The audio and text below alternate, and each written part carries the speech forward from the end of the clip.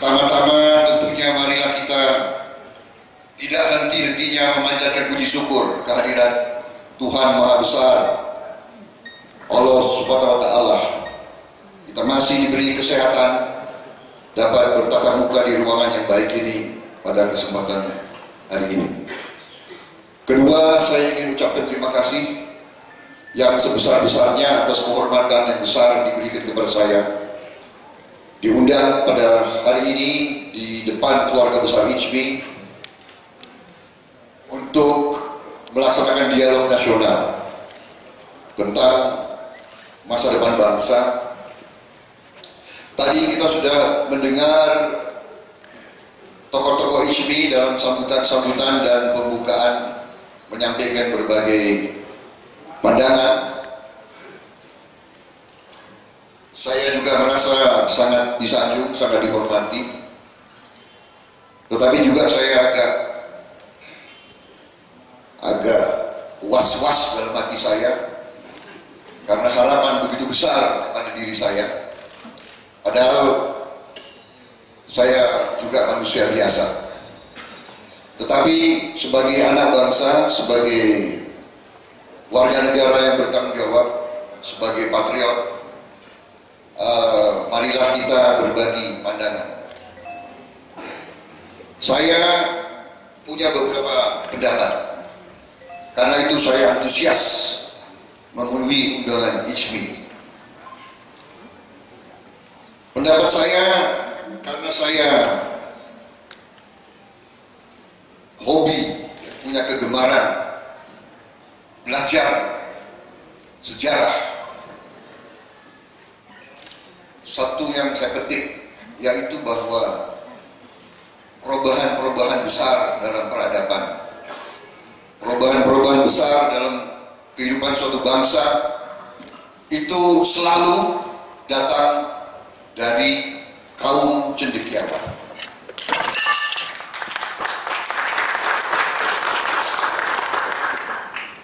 Makanya kadang-kadang saya kalau diskusi dengan para cendekiawan, para guru besar, saya selalu mengatakan, bapak-bapak guru besar, Andalah otak-otak terbaik bangsa. Tidak ada lagi di atas guru besar. Tidak ada guru sangat besar, tidak ada.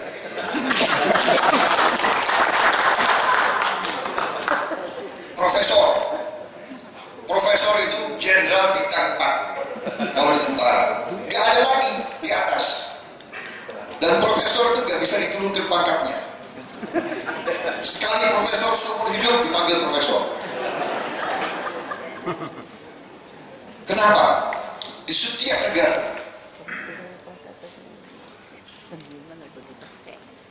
guru adalah orang yang didengar, dihormati. Guru di saat susah mereka rakyat mencari guru-gurunya. Karena itu saya katakan kepada banyak guru besar yang diskusi, kadang-kadang guru-guru besar itu juga mengeluh. Kadang-kadang juga saya pernah ketemu rektor-rektor perguruan tinggi yang terkemuka, perguruan tinggi Center of Excellence, universitas-universitas terbaik Indonesia. Pernah ada rektor datang ke saya, Pak Prabowo, perguruan tinggi saya nggak sebut namanya, nggak enak, kekurangan dana operasional 1 tahun kurang, jadi harus cari dana. Padahal ini adalah salah satu universitas terhebat di Indonesia. Kekurangan dana operasional. Berapa, Prof? Kurang 70 miliar. Saya katakan ke profesor itu, kalau menurut saya biaya itu kecil. tinggi yang Bapak pimpin.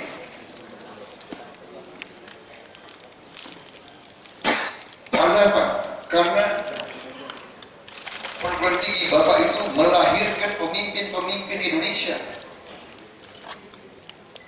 Kenapa Bapak tidak maju dan melakukan ini? Jadi di situ saya katakan ke beliau, Pak, Bapak sebetulnya punya power yang besar. Seorang rektor universitas itu punya power yang besar. Itu juga saya katakan di Silaknas Ijmi, karena ada seorang peserta yang tanya sesuatu yang seolah beliau mengatakan tidak berdaya mengadakan perubahan terhadap korupsi, terhadap penyelewengan, seolah tidak berdaya. Saya menolak, saya mengatakan tidak. Bapak-bapak profesor sebetulnya punya power, tapi sering tidak sadar bahwa saudara-saudara berpengaruh, punya kekuasaan. Powernya beda, ya. Tentara punya power senjata, konglomerat punya power uang, pedagang punya power jaringan distribusi. Seorang guru besar punya power, yaitu karisma dan harapan serta kepercayaan rakyat. Nisbi, tidak bisa dipegang, tapi ada.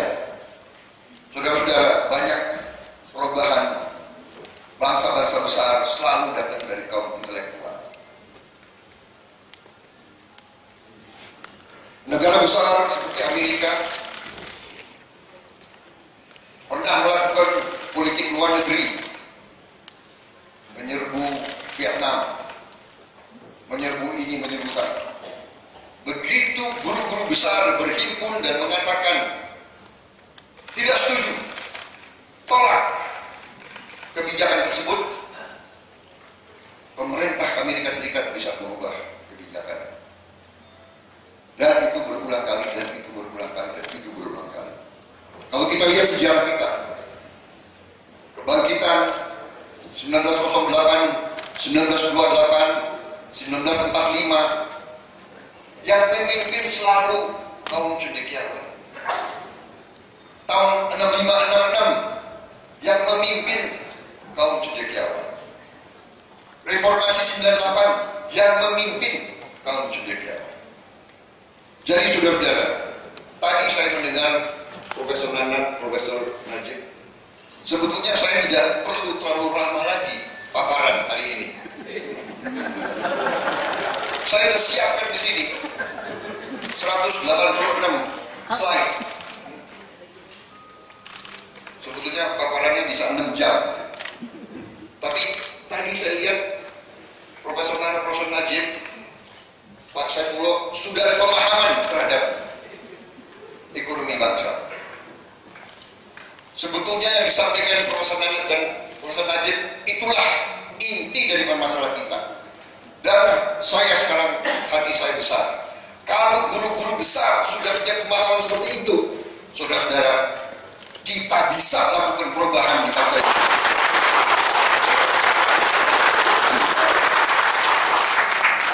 Saya kenal Pak Haji Sutisno lama, kami sama-sama di APSI, Pedagang Pasar.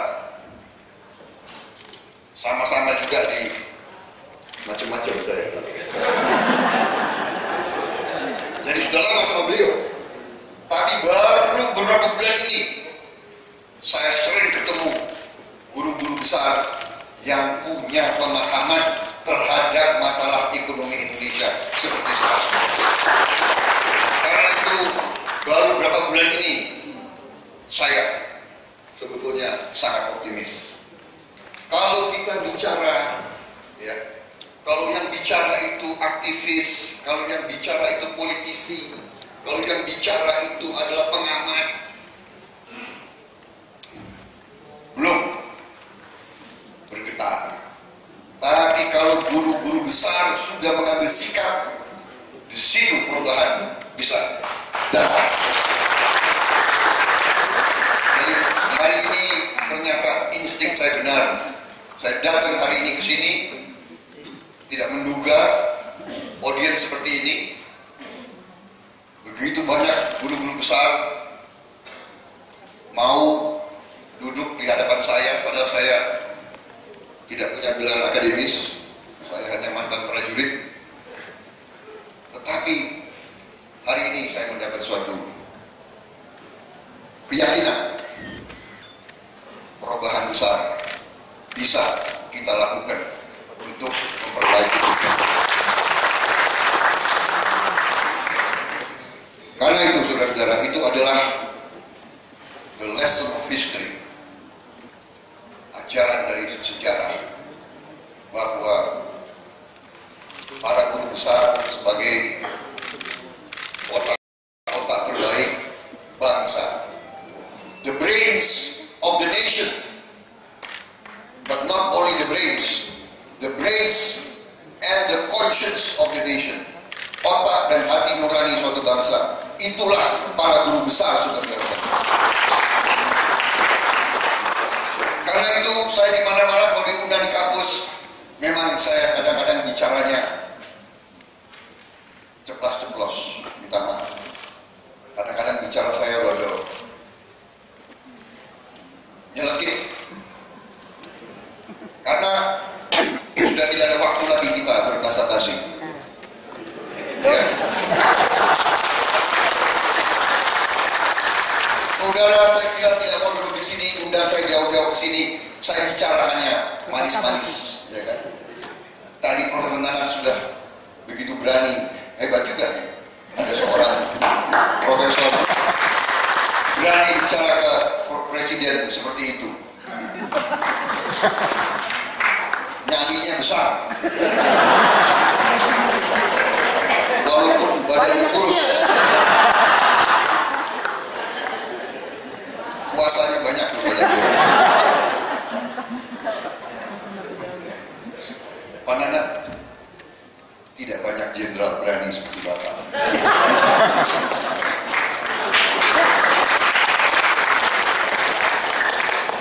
Percayalah sama saya, tidak banyak jenderal berani. Jenderal atau birokrat kalau dipanggil atasan, gimana situasi? Baik Pak. Baik Pak. Rakyat gimana? Gembira Pak. Ada kesulitan? Tidak ada Pak. Aman semua? Aman Pak. Aman, lancar. Ya kan? Rakyat puas. Bapak dicintai Pak. Udah. Kalau bisa terus Pak, jangan turun-turun. Iya. Dulu Pak Harto mau turun, jangan turun. Ini memang sifat bangsa Indonesia. Makanya ini saya hormat sama Profesor Nanat. Profesor Nanat tidak sadar bahwa beliau punya power. Tidak banyak jenderal yang berani mengatakan kepada pimpinan situasi yang sebenarnya. Inilah yang membuat saya optimis. Saya percaya dengan guru-guru besar sudah punya pemahaman bahwa sadar bahwa kedaulatan ekonomi kita sudah tidak di tangan bangsa Indonesia sendiri. Ini sudah suatu luar biasa. Ini sudah 10 tahun saya teriak-teriak keliling-keliling. 10 tahun saya diejek. Prabowo tahu apa ekonomi? Apa itu ekonomi kerakyatan? Saya termasuk yang paling awal mengatakan sistem ekonomi neoliberal ini tidak mungkin bawa kesejahteraan kepada rakyat banyak. Maaf, Profesor Nanat, dari semua yang Bapak undang kemarin di Silahnas, ada nggak yang lain mengatakan seperti saya kemarin itu? Bahkan banyak ahli-ahli ekonomi Indonesia sampai hari ini masih tidak mau mengakui bahwa resep yang mereka kasih kepada bangsa Indonesia, resepnya itu keliru. Kalau dokter kasih resep keliru, pasiennya tambah sakit, kan dituntut malpraktek, ya kan? Ini ahli-ahli ekonomi itu kasih resep keliru ke bangsa Indonesia. Dan bapak-bapak yang sadar, bapak-bapak yang tahu, angka-angka di atas bagus, pertumbuhan 6,6%, yes, per kapita naik, bursa bagus, apa itu, indeks harga saham IHSG, ya, siapa yang main saham? Ini bagus, itu bagus, tapi bapak-bapak rasakan di bawah teriak. Kemiskinan menurun, yes, menurun. Pakai statistik mana? Kalau bangsa agraris mengimpor garam, mengimpor beras, mengimpor singkong, singkong itu apa itu? Sambal. Bahasa Sunda apa? Sambal. Singkong. Bahasa Jawa apa singkong? Singkong kita impor, sudah. Bangsa ini tidak bisa tanam singkong. Yang parah sekarang, bangsa yang 2/3 laut impor ikan. Ikan kita impor sekarang. Bawang merah kita impor. Jadi saya pemahaman ini sudah luar biasa. Tapi bagaimanapun saya rangkum sedikit supaya kita lebih cocok frekuensi kita. Saya kira kita ini sudah satu pemahaman, dan saya sangat optimis. Saudara-saudara, kalau ICMI mengambil sikap, kalau ratusan rektor ambil sikap, NU ambil sikap, Muhammadiyah ambil sikap, selesailah persoalan Indonesia ini.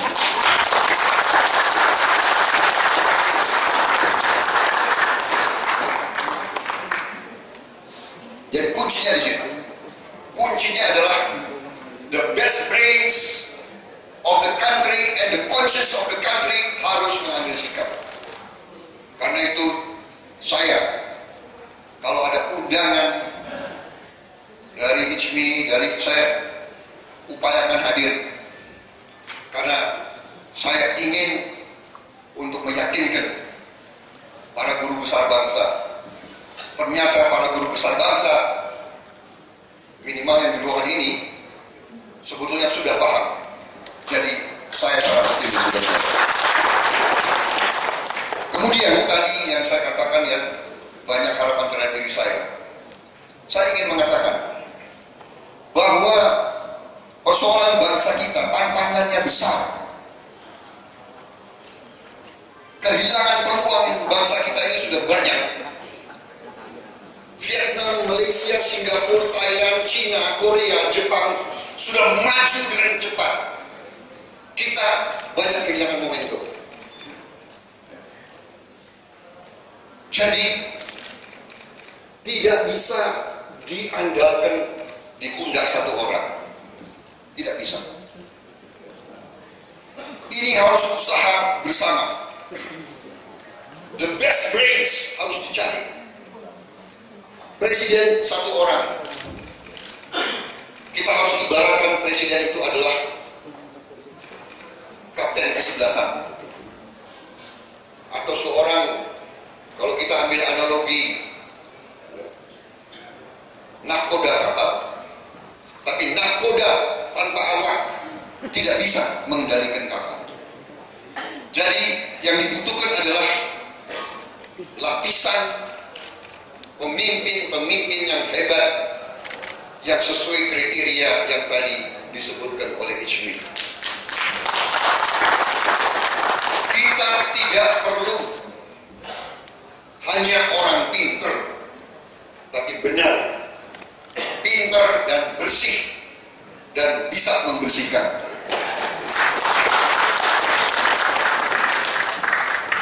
The best brains, hati yang terbaik, itikat yang terbaik, kemudian kita akan mampu membalik arah, membalik haluan, memperbaiki kekeliruan-kekeliruan bangsa. Kalau kita katakan keliru atau ada kesalahan, kita tidak menyalahkan orang demi orang. Karena ini adalah kekeliruan kita semua.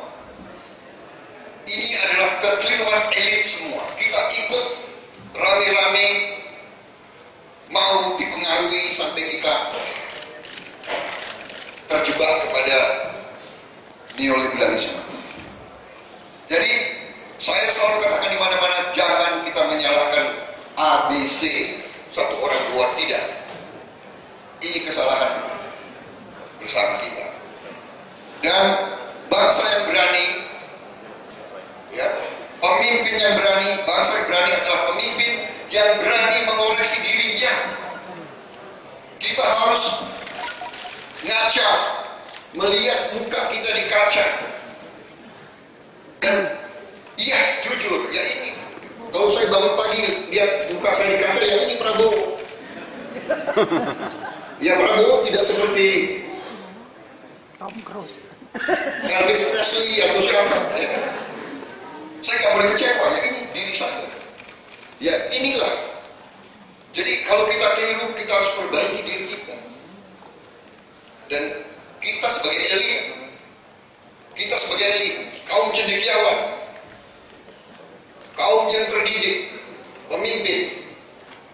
Kita semua pemimpin di sini, bapak-bapak pemimpin intelektual, pemimpin kampus, pemimpin organisasi Islam yang sangat besar. Saya juga pemimpin perusahaan, saya pemimpin partai, saya pemimpin. Jadi kita semua pemimpin. Kita yang harus berani mengoreksi bangsa ini. Dan kalau kita salah, tidak apa-apa. Kita mengakui kesalahan, kita perbaiki. Yang cilaka, yang menyedihkan adalah kalau kita sudah salah, kita tidak mau mengakui kita salah, kita terus dalam arah yang salah. Ini yang tidak benar. Impor ikan, diem elit. Impor garam, diem elit. Impor singkong, diem elit. Biasa. Bertani digusur, diem elit. Pedagang kecil digusur, diem elit. Ini yang keliru. Tapi kalau kita berani mengoreksi diri, cepat kita akan bangkit, cepat kita akan pulih. Lebih baik kita akui kesalahan dan perbaiki daripada terus dalam arah yang keliru. Saudara-saudara sekalian, saya kira sejarah juga mengajarkan kita. Kalau kita tidak bisa membawa kesejahteraan cepat dan keadilan cepat kepada rakyat miskin, di ujungnya adalah huru-hara, kerusuhan, perpecahan. Tidak perlu orang pintar untuk lihat itu. Kalau korupsi dibiarkan terus-menerus, sejarah peradaban manusia mengajarkan pemerintah akan gagal. Negara akan gagal. Negara bubar karena korupsi, saudara-saudara. Ini pelajaran sejarah. Uni Soviet yang begitu kuat, dalam hanya 2-3 minggu bubar. Rezim-rezim yang paling kuat kita lihat sekarang di Timur Tengah. bubar cepat. Karena itu, kenapa? Karena begitu banyak korupsi, uang tidak sampai ke rakyat. Pemerintah tidak punya sumber daya untuk menyelenggarakan tugas pemerintahan. Tidak ada uang untuk polisi, tidak ada uang untuk tentara. Begitu ada pertikaian kecil, jadi huru-hara besar. Pemerintah lambat. Ini pelajaran yang bapak-bapak sudah mensinyalir. Saudara-saudara, korupsi sekarang ini kita sudah rasakan, sudah dalam tahap gila-gilaan. Ya. Di seluruh dunia, kalau bocor 10%, 20%, kita ini banyak dagang, ya kan? Kalau kita istilahnya anggap komisi 10%, 20% itu sudah itu bagian dari dagang. Tapi kalau nyurinya sudah ratusan persen, ribuan persen, ini sudah zaman edan, benar. Saudara-saudara, saya diceritakan di anggaran daerah DKI yang lalu dan yang baru diajukan itu ada scanner komputer yang harganya 2 juta rupiah itu dianggarkan 270 juta.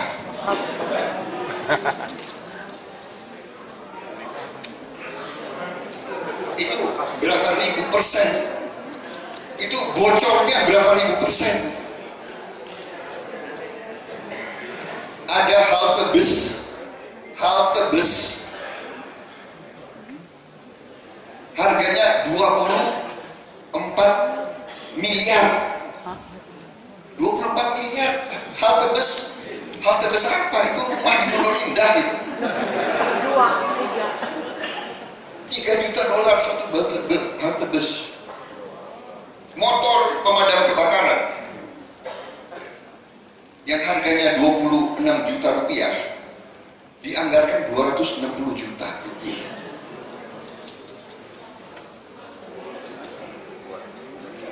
Jadi ini kita tahu, kita dengar di mana-mana, saudara. Ya, kan? Tidak efisien, korup, mengakibatkan kebocoran kita sudah terlalu parah. Saudara-saudara sekalian, secara ringkas saya hanya singgung bahwa di mana-mana bahwa tantangan bangsa siapapun yang mimpin, kita menghadapi 4 tantangan besar. Yang pertama adalah menipisnya energi minyak bumi kita 12 tahun lagi habis. Makanya kita sekarang sudah mengalami kekurangan BBM di mana-mana. Kalau kita tidak ketemu sumber baru, berarti 12 tahun lagi kita akan import 100% BBM. Ya, ini data-datanya ada. Minyak habis 12 tahun, gas bumi 34 tahun, batu bara 79 tahun. Masih ada. Jangan kita senang 79 tahun. Ya. Begitu minyak bumi habis, gas bumi dan batu bara akan lebih cepat lagi habisnya. Tantangan kedua adalah yang kita rasakan sekarang, ledakan penduduk. Kita tambah jumlah penduduk kita itu 3,8 juta tiap tahun. Jawa Barat sekarang sudah jumlah penduduknya 43 juta. Jadi Gubernur Jawa Barat ini sebetulnya lebih sulit tugasnya daripada Perdana Menteri Malaysia. Malaysia hanya 30 juta jumlah penduduknya. Jawa Barat 43 juta. 44 juta. Ya. Kita tambah 3,8 juta tiap tahun. Berarti 3,8 juta mulut tiap tahun. 3,8 juta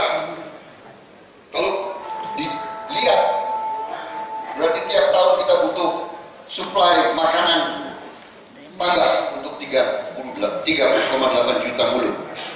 1 tahun.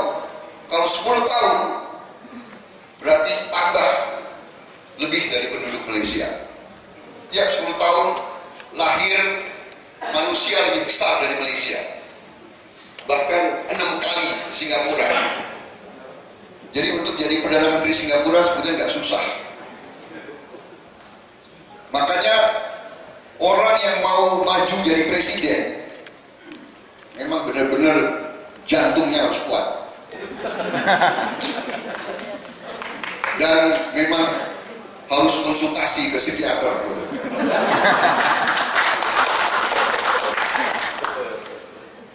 Tapi intinya ini tantangan. Harus para cendekiawan, para teknokrat, para ilmuwan harus berkumpul bagaimana kebijakan kesehatan kita, bagaimana kebijakan pendidikan kita.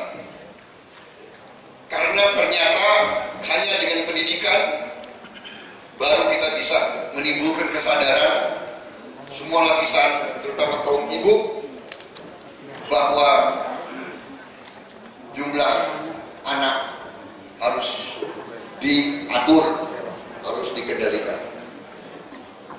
Dan para ulama dan para ustadz juga akhirnya berpengaruh.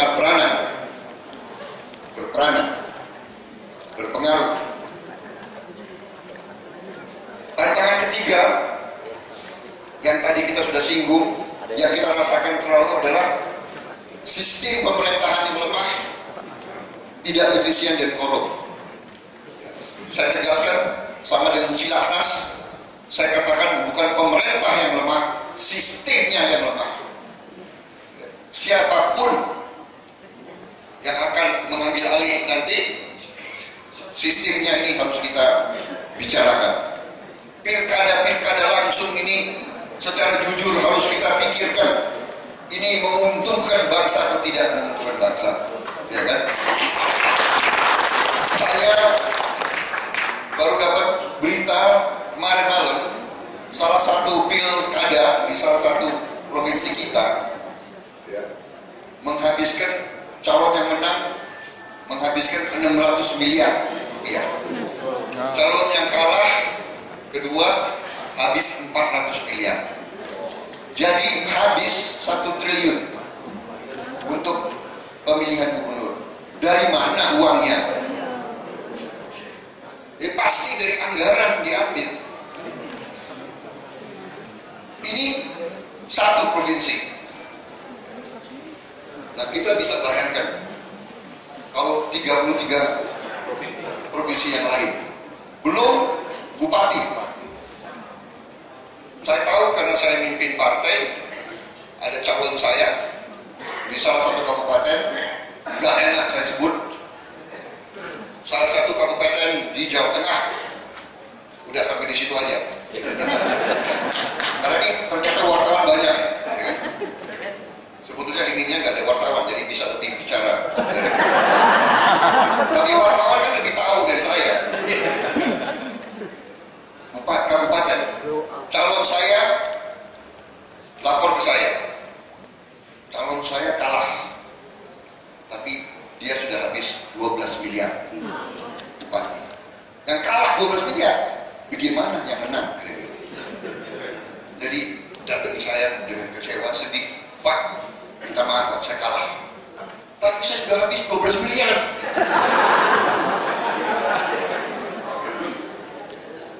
Kebetulan anaknya orang kaya di situ.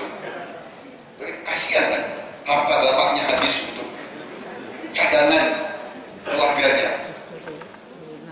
Ini kita sebagai bangsa, kita sebagai pemimpin-pemimpin, kita harus ya, para profesor, para pemimpin petani, para pemimpin pasar, para pemimpin wartawan, kita harus duduk berpikir untuk kepentingan bangsa. Pak, next.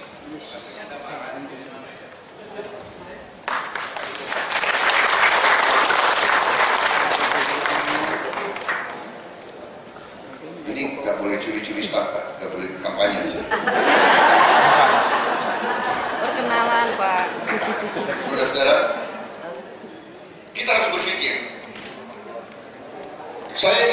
Di mana-mana ini saya paparkan, di mana-mana. Saudara-saudara, kita sekarang lihat sistem pemerintahan kita, pemerintahan otonom kita, ya, dibandingkan dengan Cina dan India. Di Cina, pemerintah daerah otonom hanya 33.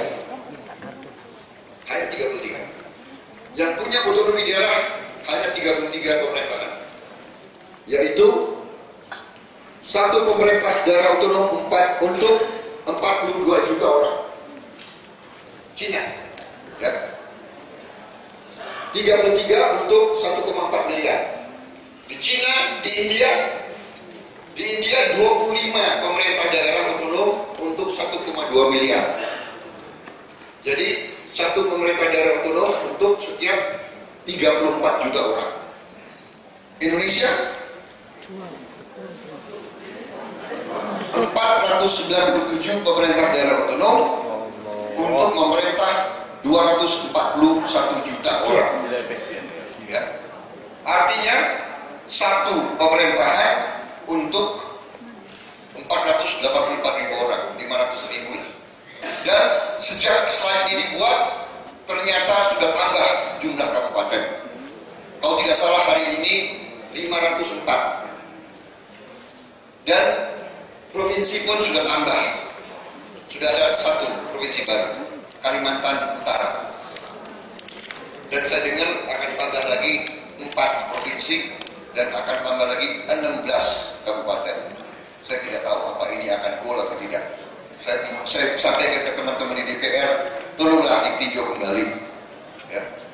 Ini sudah latah, bangsa yang latah dan bangsa yang tidak pintar. Saudara-saudara, artinya kita lihat Cina sama India, dia itu efisien. Satu pemerintahan ngurusin 40 juta orang. Ya. Kita sekarang buat kabupaten baru, berarti harus ada rumah bupati, rumah wakil bupati, rumah sekda, harus ada gedung DPRD, gedung bupati.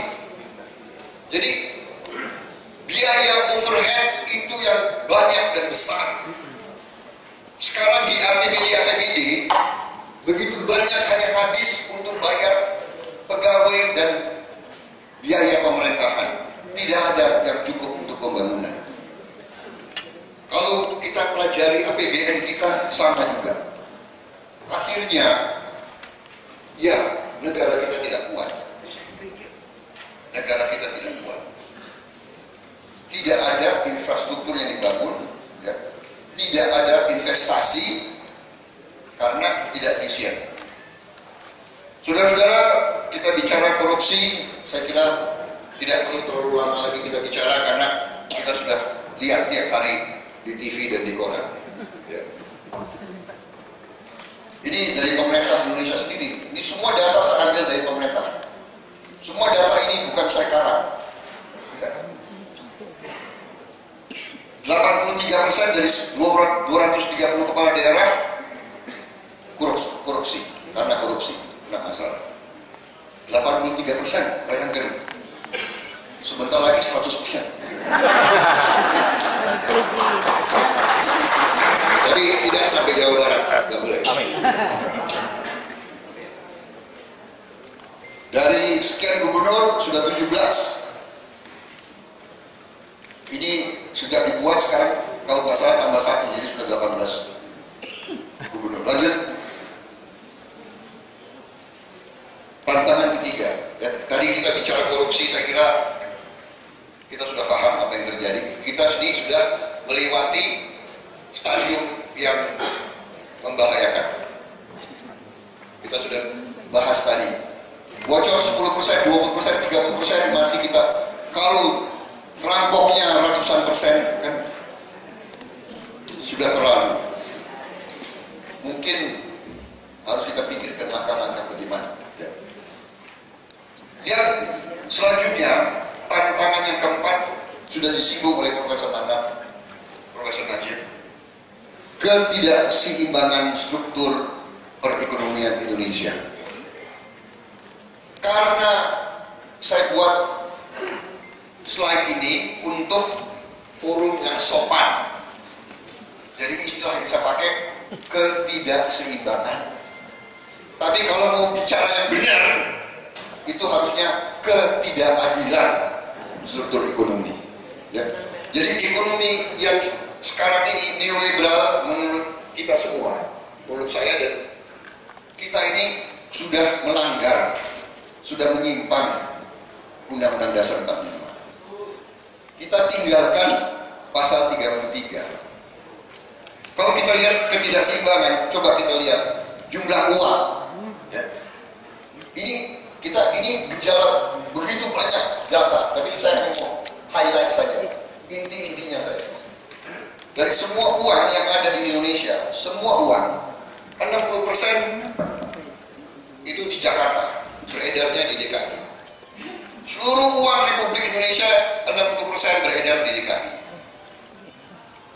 30% di kota-kota besar lain, hanya 10% yang ada di kecamatan ke bawah.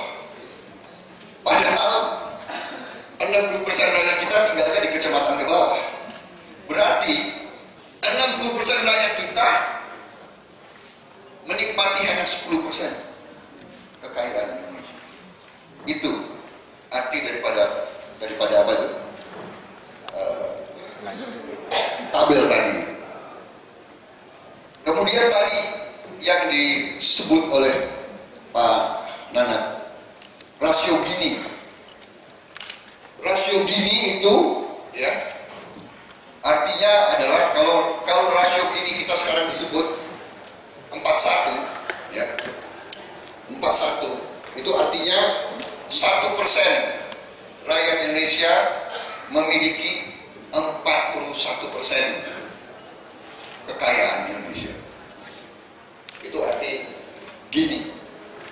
Sekarang kita berada di posisi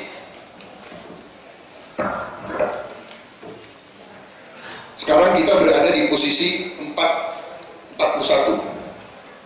Ini artinya itu 1% rakyat kita memiliki 41% kekayaan seluruh Indonesia. Nah, kalau kita lihat ini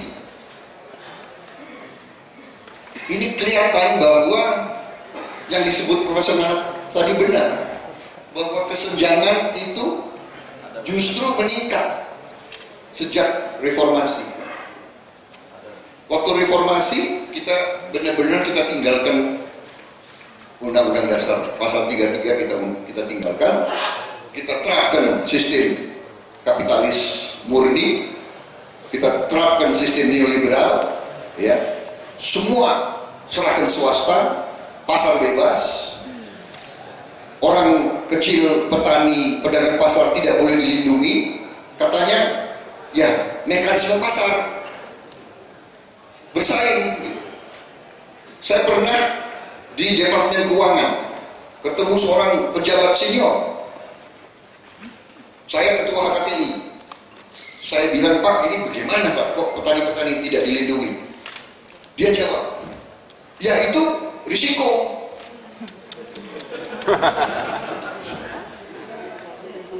Petani kita harus bersaing dengan petani asing. Ada seorang pejabat senior Republik Indonesia di Kementerian Republik Indonesia berbicara seperti itu. Saya sampai geleng-geleng kepala. Petani Amerika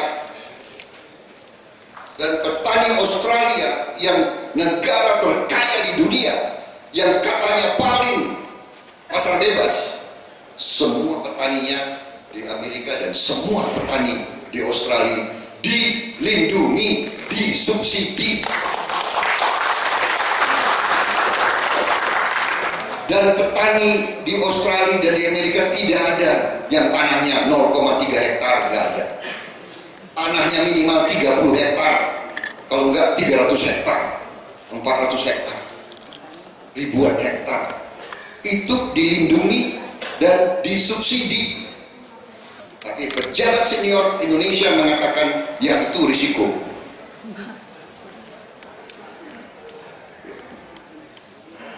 Tidak berpihak kepada bangsa sendiri. Yang disubsidi malah di Indonesia ini yang disubsidi adalah BBM. Yang punya mobil banyak kan orang kaya. Saudara-saudara, ini membuktikan apa yang dikatakan Profesor Nana.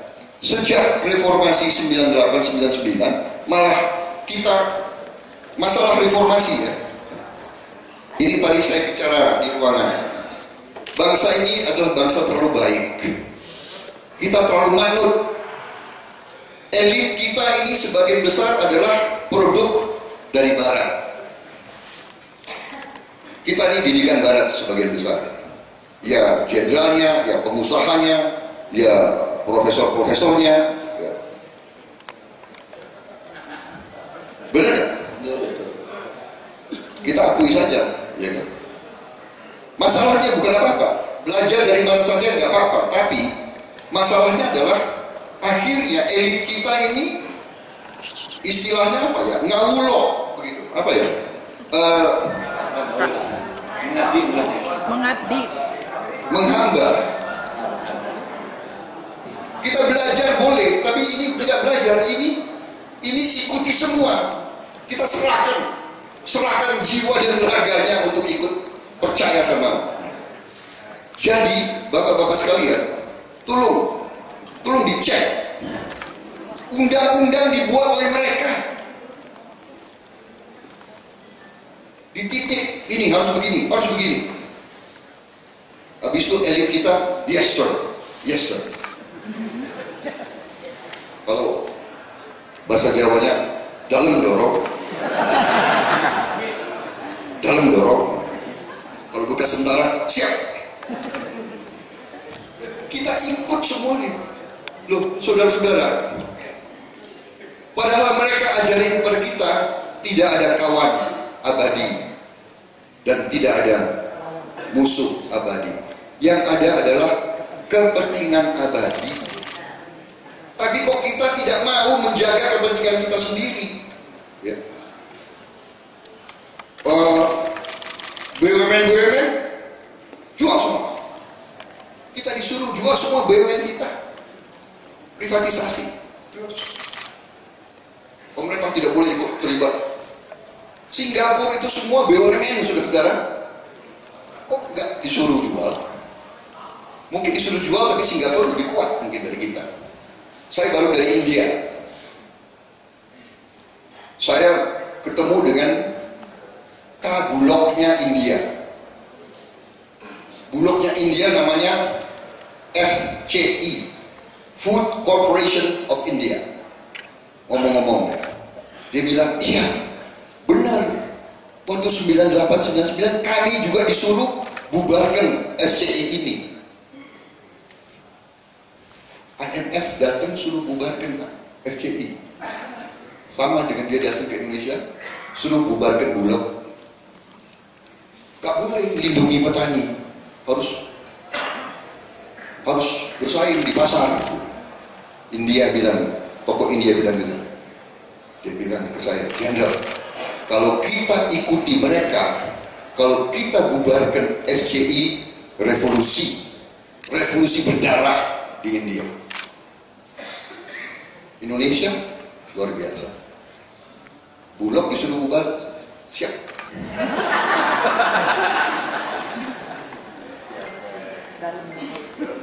Kan Bulog sudah nggak seperti dulu. Bulog sekarang perusahaan, suruh cari untung. Dulu Bulog itu badan yang menjaga stabilitas. Petani tidak merugi. Itu keputusan politik. Petani produsen pangan. Petani harus sejahtera. Anak petani kalau perlu jadi dokter, jadi insinyur.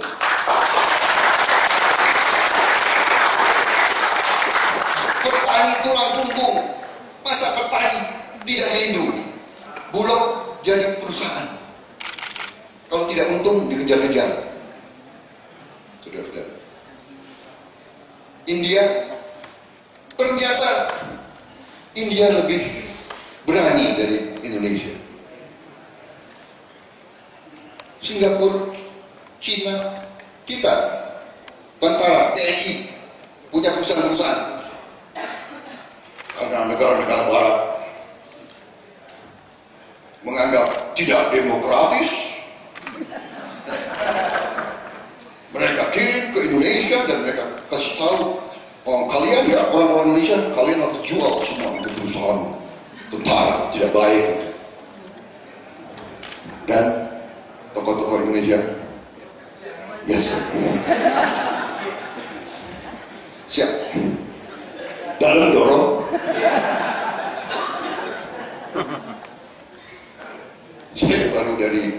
Saya baru dari Cina, NRC. Konglomerat Cina yang terbesar itu BUMN, itu miliknya tentara. Saudara-saudara, selalu dibilang di sini BUMN jelek karena korupsi. Gak usah BUMN, korupsi ya korupsi. Korupsi itu penyakit, benar gak? Di Departemen Agama aja bisa korupsi kok. Benar? Al-Quran aja bisa dikorupsi, saudara. Ngeri nggak itu? Ngeri. Selalu alasan itu. Tapi bayangkan pemikirannya India, Cina, Turki, Singapura, BUMN. Sejelek-jeleknya BUMN nggak bisa dibawa lari, saudara-saudara. Iya kan? Nggak bisa dibawa lari, gitu. Itu asetnya rakyat, gitu. Ini.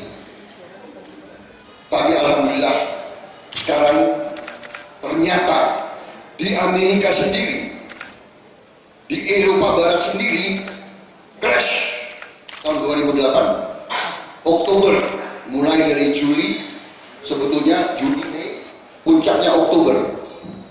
Kalau nggak salah Black Monday, ada Black Monday, Black Friday, kalau tidak salah 19 Oktober 2008, crash Wall Street, bank-bank hancur, Eropa Barat, Amerika, jutaan orang hilang pekerjaan, jutaan orang hilang rumah. Obama menang. Obama akhirnya apa? Apa yang dilakukan? Bank-bank yang gagal dinasionalisasi oleh Amerika. Tapi dia nggak mau pakai istilah nasionalisasi, nggak enak. Di bail out. Kita nggak boleh bantu bank yang gagal, ya kan? Mereka boleh. Jadi ibarat kita sakit, dia kasih resep, kamu Indonesia ini obatnya. Salah. Kalau dia sakit dikasih obat yang benar. Jadi saudara-saudara, ini saya hanya menambah ya, angka-angka begitu banyak, statistik begitu banyak, tapi ini membuktikan apa yang kita rasakan. Ini membuktikan apa yang saudara-saudara rasakan di lapangan. Apa yang disebut Pak Najib, angka-angka bagus di atas ternyata hanya dinikmati oleh 1% rakyat Indonesia. Dan saudara-saudara, ini tantangan bagi kita yang keempat. Nah sekarang ke depan bagaimana? Solusi kita apa? Saya bisa terus karena saya begitu banyak angka, tapi saudara-saudara sudah paham, saudara-saudara sudah merasakan, ya kan? Sekarang yang saya sebut, apakah kita bisa mengembalikan ini? Ya. Saya anggap ada window of opportunity, ada peluang. Kenapa? Sekarang saya mau kasih tahu, ya, bagaimana kayanya bangsa kita. Saya mau kasih, di mana-mana saya selalu ungkapkan tabel devisa. Selalu saya ungkapkan ini. Dan banyak orang tidak mau bicara soal ini, ya kan? Tapi disinilah bukti bahwa kekayaan kita bocor. Ini adalah neraca devisa ekspor impor kita selama 15 tahun, ya. Dari 97 sampai 2011. Jadi ini tabel sangat penting, saudara-saudara. Ekspor semua barang kita yang kita jual ke negara lain, import semua barang yang kita beli dari negara lain. Kalau ekspor kita lebih dari impor kita, berarti bangsa kita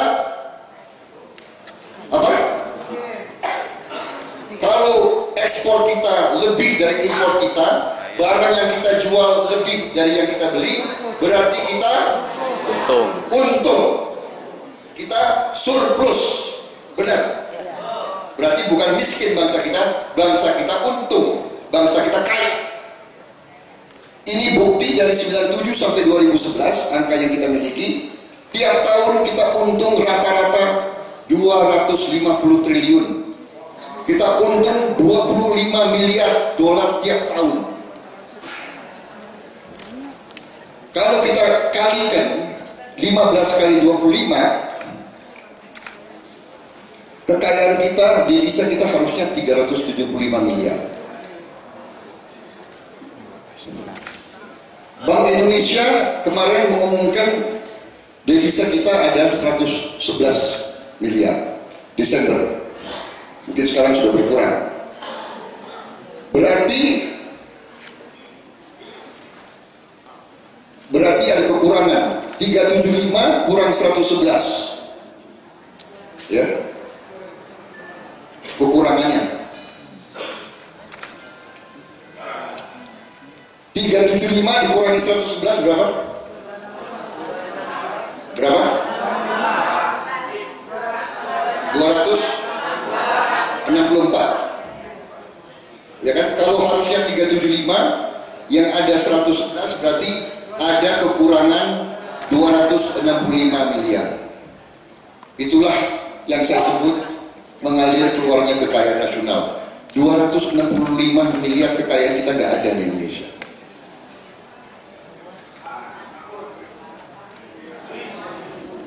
Itu sistem yang keliru.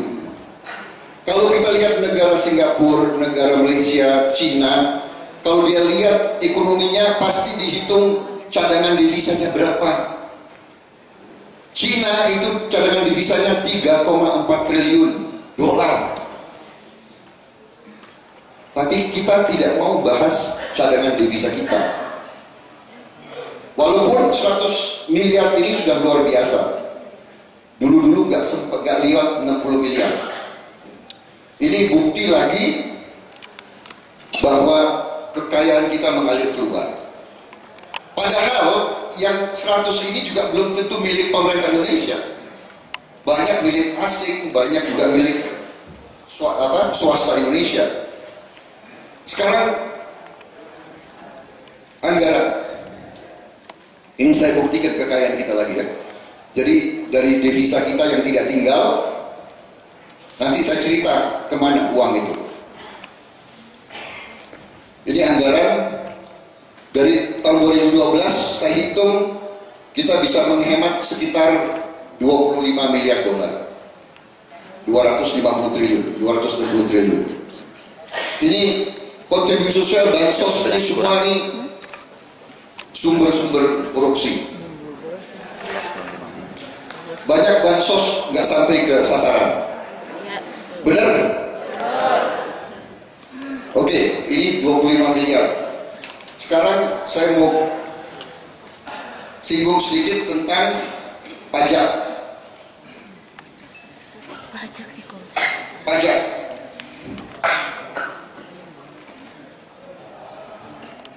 Saudara-saudara, Indonesia sekarang penerimaan kita adalah sekitar 12% dari kekayaan kita, GDP kita. Di sini 12%. Kita berada di sini. Di bawah 11%, nggak sampai 12. Mungkin naik sedikit. Kita ada di 11%. Pernah kita dulu 16%. Bapak-bapak bayangkan 12 kurangi 16, 4%. 4% dari 900 triliun. Saya ulangi. Dari 900 miliar dolar. Coba, 4% dari 900 miliar dolar. 36 miliar dolar. Bapak-bapak Ibu sekalian, kalau kita bisa kembali seperti dulu, kita pernah 16%. Kalau kita bisa kembali seperti dulu, tanpa investasi baru, kita akan punya tambahan 360 triliun, 36 miliar dolar. Tadi devisa kita hilang 30 miliar, 25 miliar setahun. Ini bisa tambah 30 miliar. Dari anggaran kita bisa menghemat 25 miliar. Hitungan saya sekitar 70 miliar dolar, 700 triliun. Uang kita hilang, bocor. Saudara-saudara.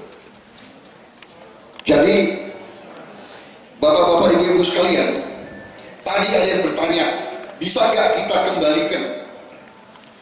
Saudara-saudara, katakanlah kita jangan terlalu optimistis. Dari potensi 70-80 miliar, kita hemat aja 40.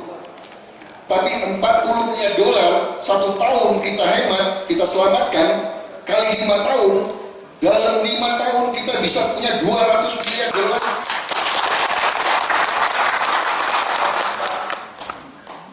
Berapa juta hektar sawah yang bisa kita buka. Kita bisa mandiri energi. Kenapa? Kita bisa tanam singkong. Jagung. Anak singkong. Banyak sekali kekayaan luar biasa bangsa kita. Singkong kita, saya baru ketemu ahli singkong.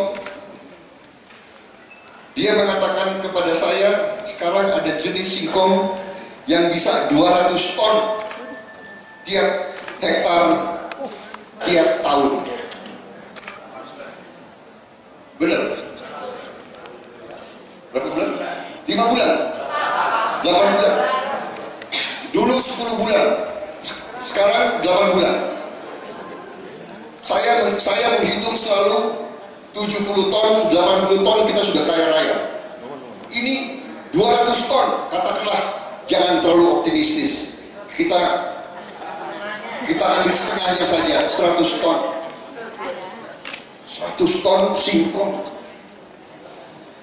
Saudara-saudara sekalian.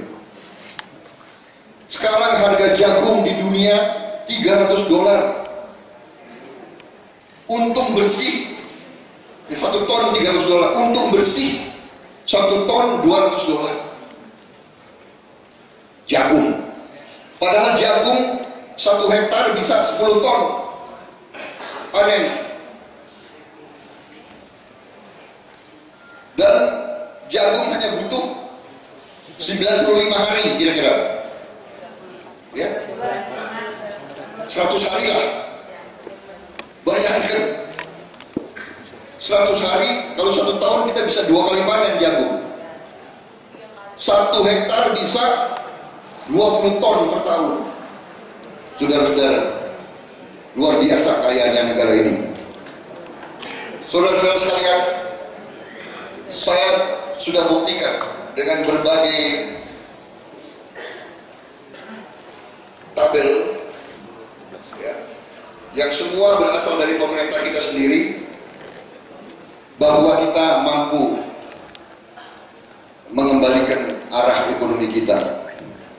Kalau uang-uang ini semua beredar di tengah rakyat, dengan waktu cepat kita bisa naikkan kekayaan kita, yang terutama rakyat di bawah garis kemiskinan.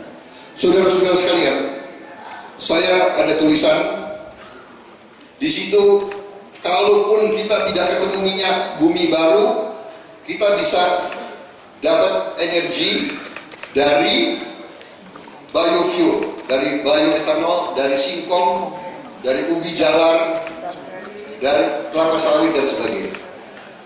Saudara-saudara, kita punya 77 juta hutan yang rusak. Kalau dari 70 juta hektar itu kita robah jadi lahan produksi, kita bisa dapat lapangan kerja yang sangat banyak. 1 hektar bisa menciptakan lapangan kerja minimal 3 orang. Minimal 3 orang.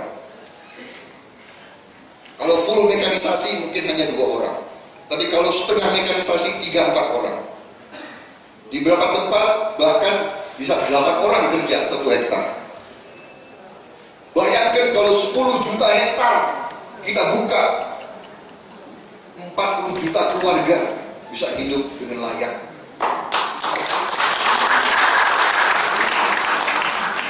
Saudara-saudara sekalian, saya bisa terus, saya sih semangat kalau bicara seperti ini, tapi saya kasihan bapak-bapak ibu-ibu sudah dari jauh datang, ya kan?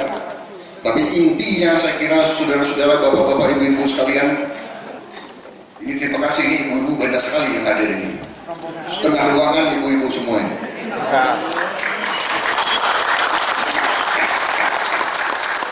Padahal memang bangsa ini lahir dari rahimnya kaum ibu, iya kan?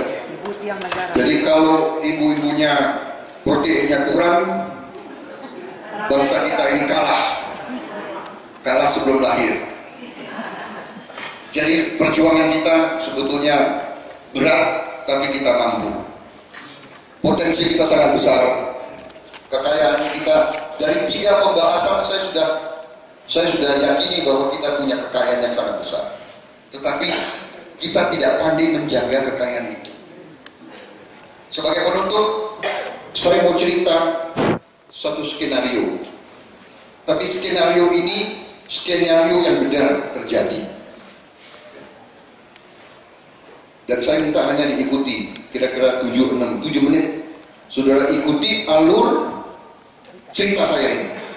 Karena ini menggambarkan apa yang terjadi di Republik Indonesia. Saya mau cerita tentang sektor kelapa sawit, industri kelapa sawit. Tolong ikuti skenario ini. Katakanlah saya ini pengusaha dan saya mau buka kebun kelapa sawit. Ya, tolong ikuti langkah-langkah saya. Pertama yang saya lakukan adalah saya harus datang ke pemerintah Indonesia. Pemerintah Indonesia di tingkat mana? Tingkat kabupaten. Saya minta izin dari bupati.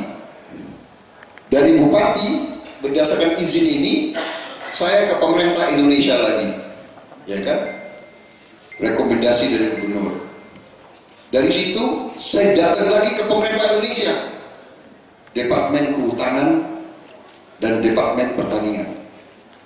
Pemerintah Indonesia lagi, berdasarkan izin, rekomendasi dan izin prinsip, saya datang ke pemerintah Indonesia lagi, yaitu Badan Pertanahan Nasional (BPN). Berdasarkan surat dari pejabat pemerintah ini, saya datang ke BPN. Di BPN saya ajukan apa? HGU. Rupanya ini banyak pengusaha nih kaum ibu. HGU, ya. Saya ajukan HGU. Coba diikuti ya skenario ini. Pemerintah Indonesia, pemerintah Indonesia, pemerintah Indonesia, pemerintah Indonesia. Ya. Kabupaten, provinsi, 2 kementerian, BPN. Dapat HGU keluar. HGU keluar. Apa yang dilakukan oleh si pengusaha itu? Sertifikat HGU ini dibawa kemana? Bank. Bank mana? Bank mana? Bank pemerintah Indonesia. Ya. Coba ikuti. Jadi bank pemerintah udah dapat HGU, datang ke bank pemerintah, pinjam uang. Apa? Boroknya apa?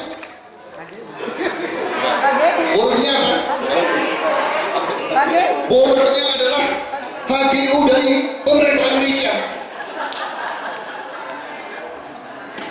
Ya. Datang pinjam uang milik siapa? Pemerintah rakyat. Milik rakyat Indonesia. Kalau bank pemerintah itu uang rakyat.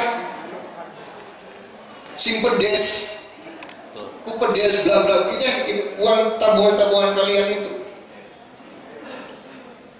Ya, jadi HGU itu diborahkan. Saudara, bumi Indonesia itu, bumi dan air Indonesia, ini HGU artinya kan bumi Indonesia, jadi borah. Jadi pemerintah Indonesia kasih uang, hei kau pengusaha, bukalah itu kebun. Nih, borosnya saya kasih. Nih, uangnya saya kasih. Enak banget ya. Baik banget pemerintah Indonesia ini. Hanya baiknya kepada pengusaha-pengusaha tertentu yang pintar, yang lihai. Ya kan? Udah dapat ya? Udah dapat, uang dapat, HGU dapat, datanglah dia ke lahannya, datang ke lahan, kaget, kok pohonnya banyak, masih hutan lebat. Waduh, datang lagi ke pemerintah Indonesia, ke bupati, Pak, saya udah punya HGU, saya punya uang, kok hutannya masih banyak Pak? Minta izin tebang pohon. Tebang pohon 1 kubik berapa juta sekarang 1 kubik kayu? 3 juta. Berapa? 3 juta. Ini pengusaha wanita luar biasa. Harga hafal 3 juta ya? 1 kubik 3 juta. 1 hektar rata-rata bisa berapa kubik Bu? 100 kubik. Paling jelek 60 kubik. Katakanlah 100 kubik. 100 kubik kali 3 juta. 1 hektar 300 juta. Nah kalau lahannya 100.000 hektar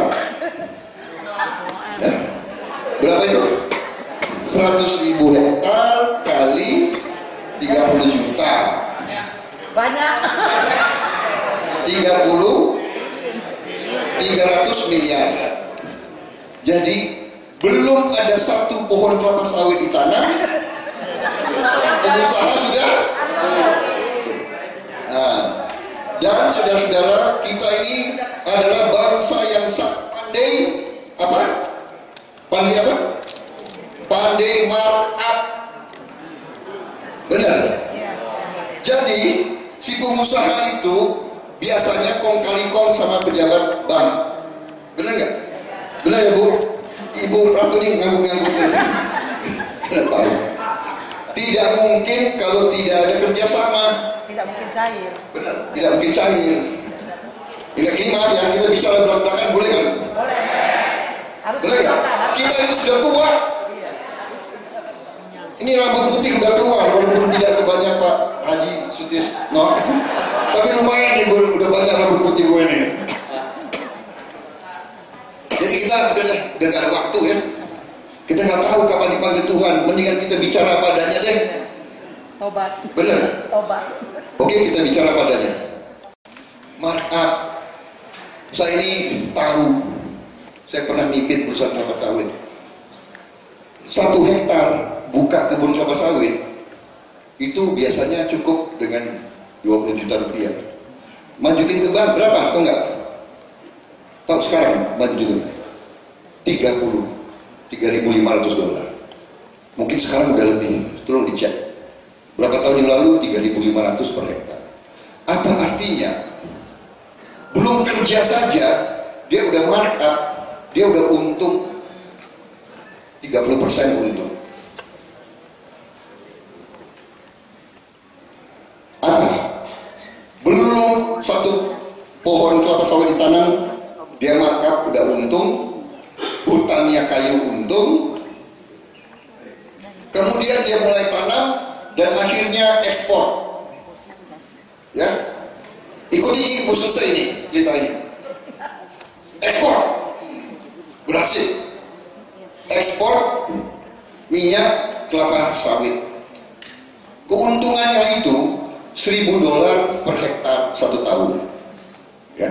Kalau ada perusahaan yang bilang untungnya di bawah $1.000, bohong. Jadi apa yang terjadi? Minyak kelapa sawit dinaikin tangki bawa minyak kelapa sawit. Tangki itu pakai solar di subsidi oleh APBN, uang rakyat Indonesia. Benar? Bayangkan ya ini. Tangki pakai uang rakyat, solar pakai uang rakyat. Dia lewat jalan kabupaten. Yang bangun siapa? Rakyat. APBD, uang rakyat.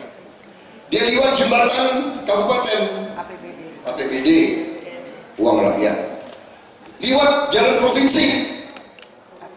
APBD, uang rakyat. Pakai jalan nasional. APBN, uang rakyat. Sampai ke pelabuhan dibangun oleh APBN, uang rakyat. Berangkatlah dia, diekspor ke luar negeri, dijual ke luar negeri. Untungnya Taruh di luar negeri. taruh di luar negeri.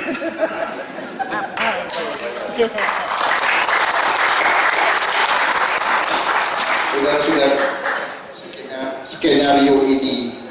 skenario ini artinya adalah bangsa kita, bangsa yang dijajah.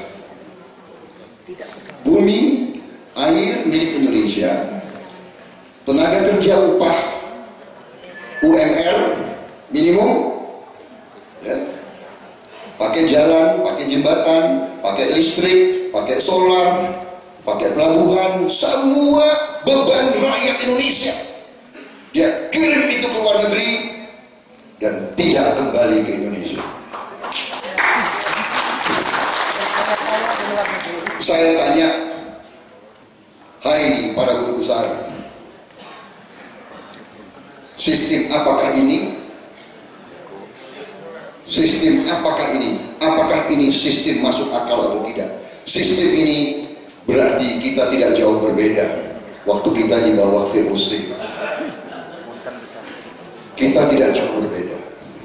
Sekarang bedanya kita punya bendera merah putih, kita nyanyi lagu kebangsaan, tapi kekayaan kita sama. Jadi saudara-saudara, kalau sistem ini diteruskan, ya, kita kumpul lagi 10 tahun lagi, tidak ada perbedaan. We will be a country with nothing, tidak punya apa-apa. Kita kita pasar barang asing, ya, kita pasar barang asing, dan sumber alam kita diambil kayak tadi itu. Bumi Indonesia, air Indonesia, tenaga kerja Indonesia, semua. Jadi menurut saya, saudara-saudara, para cendekiawan harus dengan cermat, dengan teliti untuk membahas masalah ini. Ini adalah konyol menurut saya. This is very, very dangerous. Ini tidak masuk akal kalau ini diteruskan. Dan ini saya baru bicara satu sektor. Kalau kita bicara sektor-sektor lain, hampir sama. Tapi kita harus adil. Pemerintah sekarang sudah mulai sadar. Banyak peraturan dalam 2 tahun ini sudah mulai diperbaiki. Ya. Jadi sekarang bahan-bahan mentah harus diolah dulu di Indonesia. Iya kan? Begitu kita lakukan, banyak yang teriak. Ya, kenapa? Ini barang kita kok. Ya kita mau nilai tambah untuk rakyat kita dong. Boleh dong rakyat kita sejahtera. Masa rakyat kita harus miskin terus? Saudara-saudara, kenapa Malaysia bisa bikin mobil, Indonesia tidak bisa bikin mobil? Kenapa? Apa kita lebih bodoh dari orang Malaysia? Kenapa Korea bisa bikin mobil bagus, kita tidak bisa bikin mobil bagus? Kenapa? Kita punya boksit. Boksit adalah bahan untuk aluminium. Aluminium diolah jadi aluminium. Aluminium bahan untuk mobil. Kita punya boksitnya. Tapi kita ekspor gelondongan boksit. Kita punya karet bahan untuk ban. Kita punya minyak bumi bahan untuk plastik. Kita punya biji besi bahan untuk besi baja. Tapi kita tidak bisa bikin mobil, kita tidak bisa bikin motor. Kita beli mobil 1 tahun, 1 juta mobil 1 tahun. Kita beli 9 juta motor 1 tahun. Saudara-saudara, ini tantangan bagi bangsa kita. Masa tidak bisa sih kita bikin pabrik mobil? Ada usaha anak-anak mau bikin mobil di Solo, dihambat, ditertawakan. Sekarang juga alhamdulillah ada ke arah mobil listrik. Saya kira mobil listrik ini juga terobosan. Mudah-mudahan nanti ada anak-anak muda yang akan jadi entrepreneur, ya kan? Yang jelas,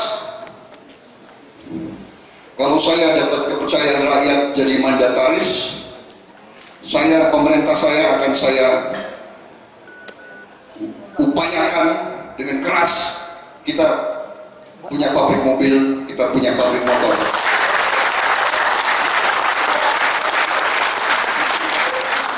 Kita harus mulai dengan suatu keberanian dan suatu cita-cita, ya kan? Kalau kita mulai saja sudah kalah, bangsa Indonesia tidak bisa. Ya tadi itu pejabat geblek di salah satu, ya.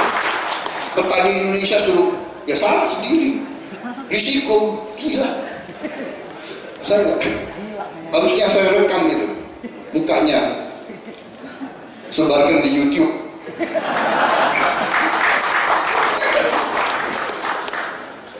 Saudara-saudara sekalian, terima kasih atas perhatian saudara-saudara sekalian. Saya sebetulnya hari ini merasa pekerjaan saya tidak terlalu berat. Saya tidak perlu meyakinkan saudara karena saya lihat sebagian besar dari saudara sebetulnya sudah paham, sudah merasakan. Karena apa yang saudara lihat dan rasakan itu nyata, ya kan? Saudara, sebelum saya bicara, sebetulnya semua isi ceramah saya sudah saudara rasakan. Jadi berarti kita ini tinggal tukar menukar catatan. Dan sebagai penutup, sebagai kesimpulan, hari ini terus terang aja saya merasa sangat besar hati karena di hadapan saya para guru besar. Para guru besar, sekali lagi saya sampaikan bahwa bapak-bapak, ibu-ibu sekalian, para guru besar adalah otaknya bangsa. Dan otaknya bangsa, gurunya bangsa. Guru adalah didatangi di saat susah. Guru, ustadz itu didengar di saat susah. Di saat rakyat bingung, para guru besar yang akan menentukan arah. Kalau saya, pemikiran-pemikiran saya sudah di-endorse oleh para guru besar.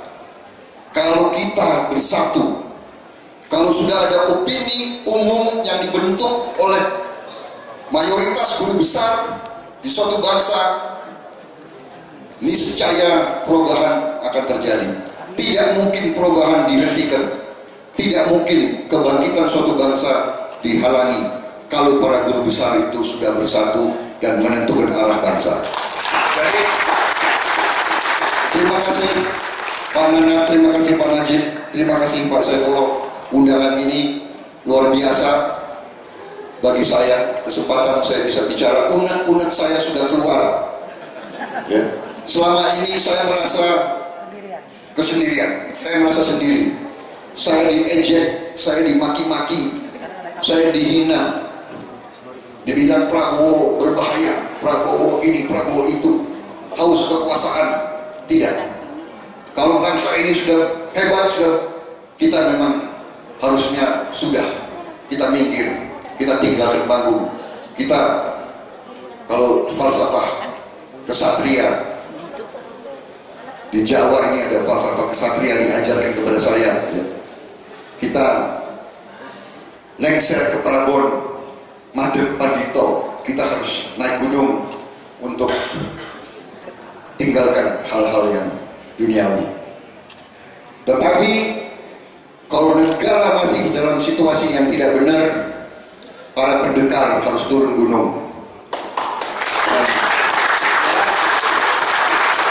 Dan para guru besar adalah juga pendekar-pendekar bangsa. Harus turun, harus keluar dari kampus. Jangan hanya di menara-menara Gading.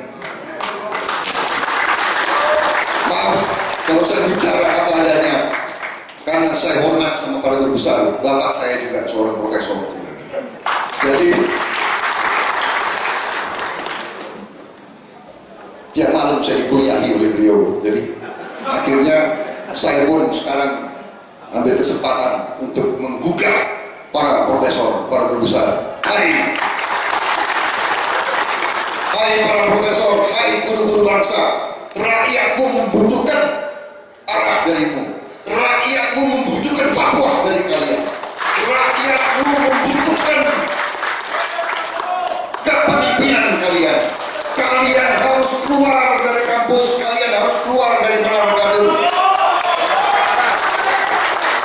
Para profesor harus turun memimpin rakyat untuk menyelamatkan bangsa. Dan maaf, jangan putus, jangan harapkan satu orang. Saya tidak mampu, saya butuh. Tapi bayangkan ratusan profesor, ribuan orang-orang pinter gabung dengan memberi, dengan tanpa pamrih memberi pikiran yang terbaik. Masa sih kita kalah? Masa bangsa ini kalah? Bangsa yang hebat besar? Tidak. Saya percaya, saya tahu anak-anak kita paling pintar ada di Houston, Texas, ada di Tokyo, ada di mana-mana, di Brasil. Mereka dipakai perusahaan-perusahaan besar. Mereka kerja sekarang di mana-mana. Ahli matematik, ahli fisika, ahli molekul. Mudah-mudahan beberapa tahun lagi ada pemenang hadiah Nobel dari Indonesia. Amin. Saudara-saudara, terima kasih ICMI, kehormatan besar. Saya tambah semangat lagi. Dulu ICMI berperan dalam reformasi 98. Perjalanan bangsa membutuhkan lagi saudara-saudara memimpin rakyat Indonesia. Terima kasih. Wassalamualaikum